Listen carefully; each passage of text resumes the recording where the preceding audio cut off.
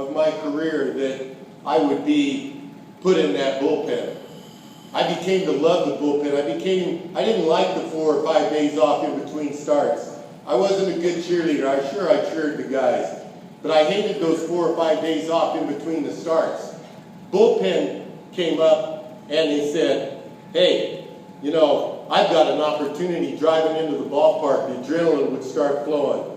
And I would get into that mode of, man, you know, and when I came into ball games, hey, the game was on the line. You know, we came in with inherited runners in the 7th inning, maybe the 6th inning. Had to get out of that jam and then finish the 7th, 8th, and 9th, or the 8th and the 9th. And I loved that workload. I loved being a workhorse. And I became to love that bullpen. And in hindsight, it was the greatest thing that ever happened to me, being put in that bullpen by Chuck Tanner and Roland Heeman. But being here in Chicago, playing on the north side, was awesome. I loved the north side. I loved the Cubs. That was a great ballpark. It still is a great ballpark.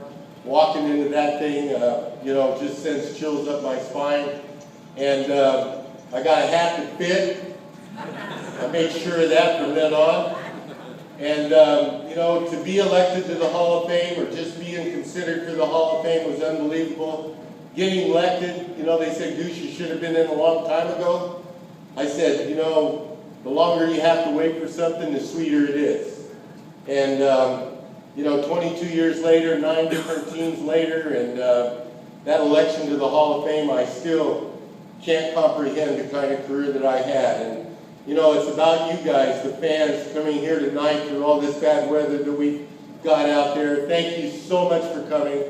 Thank you for this great honor of the Lou Boudreau Award, a great player, a Hall of Famer, and being here with Tony, and all these other, you know, award winners, these young guys that are starting out on their careers. Wow, I wish I was starting out on that new journey. It's exciting. Hey, you either eat or you get eaten. And I was going to do everything in my power not to get eaten. And good luck to you guys. And these ladies out here, the girls, man, they've got a great, I don't know if you folks have seen it, but in Cooperstown they have a great exhibit at the hall of the ladies, and how important they were to us, and how important they are to the young ladies today playing the game. So thank you guys, and thank you all for coming tonight. And again, on another humbling night, thank you very much.